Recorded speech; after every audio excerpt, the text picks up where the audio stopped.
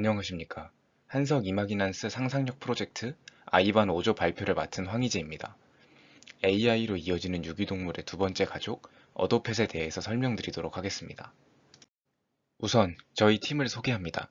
저희 팀은 4명으로 공감하기, 상상하기 파트를 모두 함께 진행하였고, 상상 실행하기에서 한채연님과 황유정님이 스토리보드 제작을, 홍지수님과 저 황희재가 프로토타입 제작을 맡아 진행하였습니다. 저희는 반려동물과 반려인간에 사용할 수 있는 플랫폼에 대한 프로젝트를 방향점으로 잡았습니다. 첫 번째로 상상 시작, 즉 공감하기를 통해 반려동물과 반려인들에게 필요한 것이 무엇인지를 파악하였습니다. 두 번째로 공감하기를 통해 알게 된 사람들의 선호나 요구사항을 해결할 기능에 대하여 아이디어를 제시했고, 다음으로 이를 구현했을 때 프로토타입을 제작하였습니다. 마지막으로 어도펫 프로젝트를 통해 기대할 수 있는 사회적 효과와 각 조원들이 프로젝트 진행을 통해 느낀 점을 소개하도록 하겠습니다. 저희는 코로나 시대로 인해 사람들이 집에 있는 시간이 늘어나면서 함께 시간을 보낼 수 있는 반려동물에 대한 수요가 많이 늘어났다는 것에 대해서 알았습니다.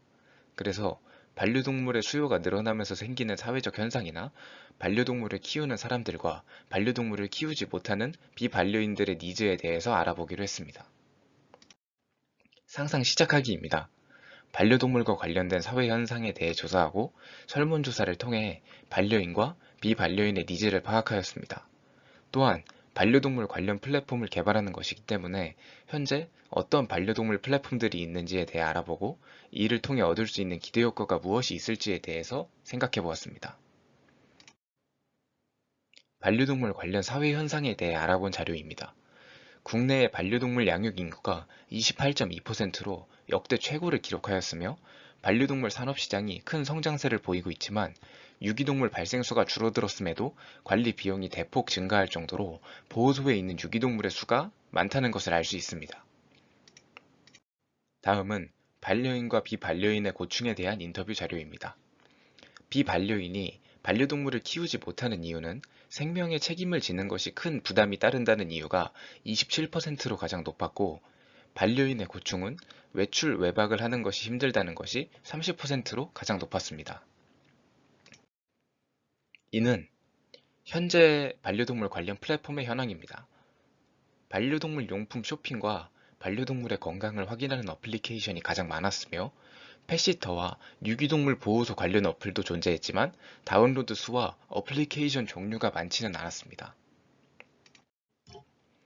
기존 플랫폼에 대한 설문조사에는 대다수의 사람들이 반려동물 관련 어플을 따로 사용하지 않는 것으로 확인되었고, 급할 때 반려동물을 맡길 수 있는 어플이나 서로의 상황을 공유할 수 있는 반려동물 SNS가 더 있으면 좋을 것 같다는 의견이 존재했습니다. 또 다른 설문조사에는 유기동물 입양과 관련된 내용을 조사하였습니다. 저희는 이 부분에 집중하였는데, 반려동물을 입양할 생각이 있다고 답변한 사람이 저희의 예상보다 많았고, 유기동물 보호센터에 기부를 할 생각도 있다는 의견이 다수였습니다. 이를 보고 유기동물 보호소와 반려동물 수요층을 연결하면 좋을 것 같다는 아이디어가 나왔습니다. 유기동물과 반려동물 수요층을 연결할 수 있는 방법에는 어떤 것이 있을까요? 유기동물 입양 캠페인, 유기동물 홍보 SNS, 유기동물 경험 프로그램, 유기동물 매칭 어플 등이 이를 실현할 수 있을 것이라고 생각했고, 이 중 유기동물 경험 프로그램과 유기동물 매칭 어플을 연동하는 것이 가장 효과적일 것이라고 생각했습니다. 이 두 가지를 함께 진행할 수 있는 어플리케이션으로 게임과 현실 세계를 잇는 유기동물 매칭 어플리케이션을 떠올렸고, 실제 유기동물을 기반으로 3D 모델링된 AI 동물을 육성하는 게임을 통해 이를 실현하고자 하였습니다. 또한 게임 내에서 결제를 통해 아이템을 구매하고 이를 보호소에 전달하는 방식으로 후원의 접근성 또한 높일 수 있습니다. 이것은 저희가 아이디어 회의를 할 때 작성한 내용입니다. 맨 아래쪽을 보시면 게임을 통해 반려동물을 미리 키워보며 책임감을 높이고 반려동물과 소통하는 방법을 미리 배우는 시스템을 중점적으로 실행하고자 하였습니다. 이를 통해 유기동물과 반려동물 수요층을 연결해주는 어플리케이션의 구조를 설계하였습니다. 회원가입 단계에서 서로 동물이나 원하는 성격 등을 파악하고 이를 기반으로 수요층이 원하는 반려동물을 추천해 연결합니다. 이렇게 연결된 반려동물을 모바일로 길러보고 자신의 반려동물에 대해 사람들과 소통할 수도 있습니다. 어플리케이션을 사용하여 반려동물을 기르는 과정에서 밥주기, 쓰다듬기, 놀아주기 등의 상호작용을 통해 반려동물 애정 포인트를 얻을 수도 있고, 게임 내에 아이템을 결제하여 반려동물 보호소에 후원을 하는 것도 가능합니다.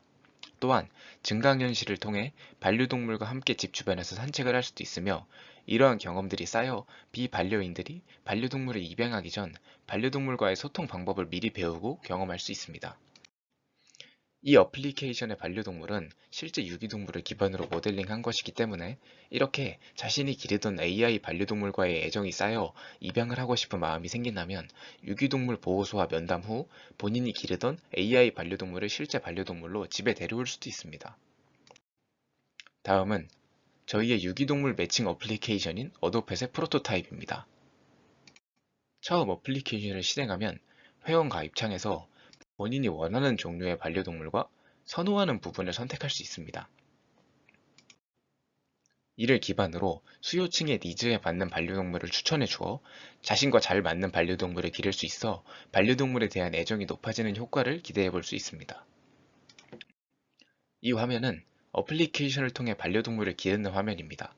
인앱 결제를 통해 자신의 반려동물에게 아이템을 주고 보호소에 후원을 하는 것이 가능하며, 밥주기, 놀아주기, 산책하기 등의 상호작용을 통해 애정도를 높일 수도 있습니다. 또한 GPS와 증강현실을 통해 어플리케이션 안의 반려동물과 함께 산책을 할 수도 있고, 자신의 반려동물 사진을 사람들과 공유하는 것도 가능합니다. 다음은 지금까지 아이디어를 종합한 어도펫의 스토리보드입니다. 영상 확인하도록 하겠습니다.